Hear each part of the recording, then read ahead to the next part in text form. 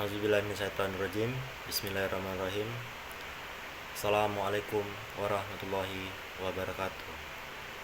Yang terhormat Bapak Rahmat sebagai dosen pengampu mata kuliah pendidikan kewarganegaraan. Yang terhormat teman-teman sekalian yang senantiasa dirahmati Allah Subhanahu wa taala. Pertama-tama, marilah kita panjatkan puja dan puji syukur kita kehadirat Allah yang mana telah memberikan rahmat dan hidayahnya kepada kita semua, sehingga kita dapat menyelesaikan tugas pembuatan video tentang penjelasan keadaan bangsa Indonesia sebelum dan sesudah COVID-19 melanda di negara kita. Yang kedua kalinya, selawat teriring salam senantiasa kita panjatkan kepada Nabi kita, Nabi Muhammad SAW.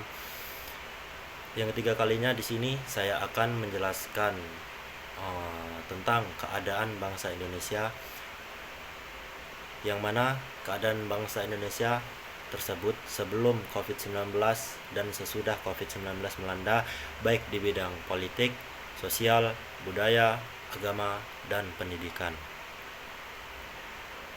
Sebelum saya melangkah lebih jauh, alangkah baiknya saya memperkenalkan diri saya terlebih dahulu. Perkenalkan, nama saya Fauzan Azim Muhammad Zain dengan NPM 21721066. Saya dari kelas PTK 2C. Saya di sini akan membuat tugas video saya yang mana telah saya jelaskan di bagian awal tadi. Pertama-tama, saya ingin memperkenalkan tentang bangsa Indonesia. Apakah bangsa Indonesia itu? Maka akan saya jelaskan. Negara Indonesia adalah salah satu negara yang ada di benua Asia, yaitu tepatnya di Asia bagian Tenggara. Indonesia sendiri merupakan negara kepulauan yang mana pulaunya berjumlah lebih dari 17.000. Dengan jumlah 17.000 lebih pulau tersebutlah, maka Indonesia seringkali disebut sebagai paru-paru dunia, sebagaimana di Indonesia memiliki jutaan hektar hutan hijau yang ada di Indonesia, yang menjadi sumber oksigen bagi negara Indonesia. Bahkan bukan hanya oksigen untuk negara Indonesia, tetapi juga oksigen bagi seluruh dunia. Maka dari itulah sangat amat disayangkan apabila hutan-hutan tersebut digundul atau dipangkas habis hanya untuk kesenangan semata. Bukan hanya sebagai paru-paru dunia, Indonesia juga seringkali disebut sebagai jamrut Khatulistiwa. Karena penampakan negara Indonesia apabila dilihat dari luar angkasa seperti batu jamrut yang berwarna hijau. Hijau tersebut adalah hutan-hutan milik Indonesia.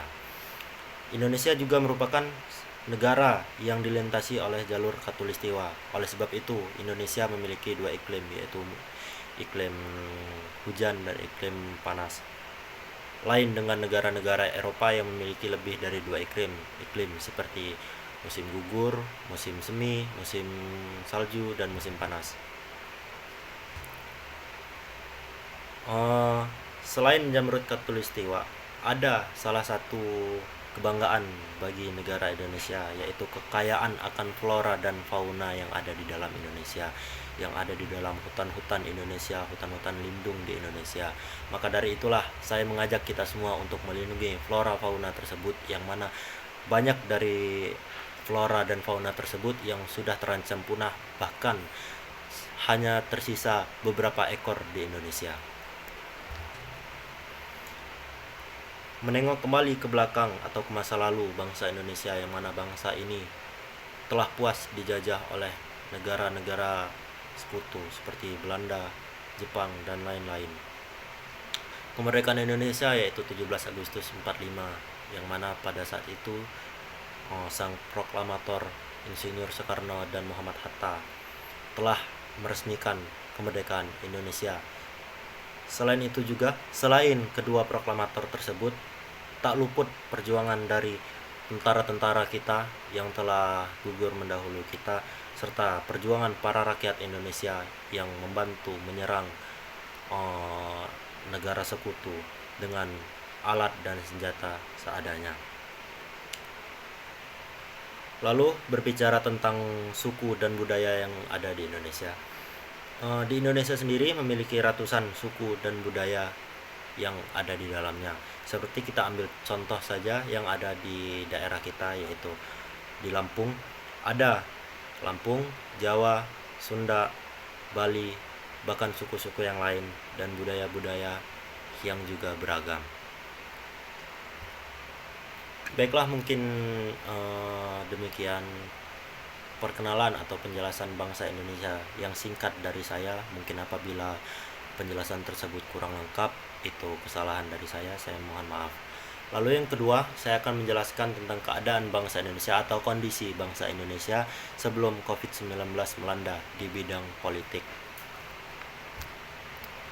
Seperti yang kita ketahui bersama bahwa keadaan politik di Indonesia seringkali naik turun keadaannya. Akan tetapi sebelum COVID-19 ini melanda, keadaan politik di negara Indonesia sedikit lebih baik dibandingkan sesudah COVID-19 melanda. Yang mana pada saat itu pemilu, pilkades serta pilpres sangat berjalan dengan lancar karena tidak adanya larangan kerumunan di muka umum. Lalu yang kedua adalah di bidang sosial. Di bidang sosial sendiri tak jauh beda dengan bidang politik, yang mana sangat berpengaruh COVID-19 ini di bidang sosial di negara Indonesia. Karena sedikit mengingat sebelum adanya COVID-19 di Indonesia, banyak sekali kegiatan sosial di negara kita ini. Bahkan di daerah-daerah kita saja, kita lihat contoh-contoh kegiatan sosial yang ada di daerah kita. Kegiatan sosial tersebut saya rasa dan pendapat saya sangat berperan positif bagi kemajuan masyarakat di sekitarnya. Akan tetapi setelah datangnya COVID-19 ini, seakan-akan kegiatan sosial tersebut hilang begitu saja karena banyak sekali larangan social distancing, larangan berjabat tangan, berkumpul-kumpul, dan larangan lainnya. Lalu di bidang budaya, ini sendiri, sebelum COVID-19 melanda, sangat banyak kegiatan kebudayaan yang ada di Indonesia. Kita ambil contoh kegiatan budaya di Indonesia, yaitu di Pulau Bali. Pulau Bali kita kenal dengan budayanya yang sangat kental. Dan kita lihat sebelum COVID-19 melanda, Pulau Bali sangat ramai, dipenuhi dengan wisatawan baik mancanegara atau wisatawan lokal yang semata-mata datang ke Bali hanya untuk melihat budaya yang ada di Bali. Akan tetapi setelah COVID-19 melanda, budaya yang ada di Bali ini semakin lama semakin turun menurut saya. Karena ya itu tadi, adanya dampak terhadap budaya, yaitu menjaga jarak, dilarang berkerumun, dan lain sebagainya. Lalu yang selanjutnya adalah di bidang agama. Saya sangat merasakan dampaknya sebelum dan sesudah COVID-19 melanda di bidang agama. Yaitu sebelum COVID-19 melanda, di bidang keagamaan sangat ramai yang datang ke masjid untuk melakukan sholat 5 waktu dan datang ke pura seperti ke gereja dan tempat ibadah lainnya hanya untuk melakukan sembahyang menurut agama dan kepercayaannya. Namun setelah COVID-19 melanda, keramaian tersebut hilang begitu saja karena adanya larangan dari pemerintah, dan saya sangat menyayangkan larangan tersebut. Kita datang ke tempat ibadah kita, ke tempat ibadah masing-masing agama diri kita sesuai dengan kepercayaan kita, itu semata-mata hanya mengharap ridho dari Tuhan kita. Namun kenapa di sini di bidang keagamaan selalu dilarang untuk melaksanakan sholat ibadah berjamaah di tempat ibadah kita masing-masing? Seperti yang belakangan ini kita dengar dan sempat viral di Indonesia, yaitu larangan suara azan yang bahkan disamakan dengan gonggongan anjing. Terlepas dari hal itu, kita lanjut dengan di bidang pendidikan, yaitu sebelum dan sesudah COVID-19 melanda. Di bidang pendidikan sendiri, sebelum COVID-19 melanda, sekolah baik itu SD sampai tingkat pendidikan tinggi, pendidikan terasa sangat lancar, berjalan dengan lancar, dengan baik, dan murid-murid dan mahasiswa juga datang ke sekolah dan ke kampus dengan tertib, dengan melaksanakan apel yang ada di sekolah dan di universitas tersebut. Namun kita lihat apabila sesudah adanya COVID-19 ini, pendidikan di Indonesia sangat turun. Banyak sekolah-sekolah yang memilih melakukan PJJ, yaitu pelajaran jarak jauh.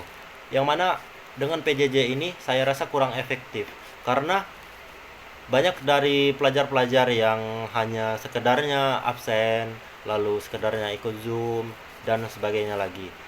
Terlepas dari itu semua, itulah ya keadaan yang ada di negara Indonesia ini. Ya harapan saya dengan terlaksananya vaksinasi ini, semoga kita semua bisa terlepas dari COVID-19 dan bidang politik, sosial, budaya, agama, dan bidang pendidikan berjalan dengan semestinya sebagaimana sebelum COVID-19 melanda. Baiklah, mungkin seperti itu penjelasan keadaan bangsa Indonesia sebelum dan sesudah COVID dari saya. Lebih kurangnya saya mohon maaf kepada Allah dan mohon ampun. Sekian dari saya ucapkan terima kasih. Saya tutup. Assalamualaikum warahmatullahi wabarakatuh.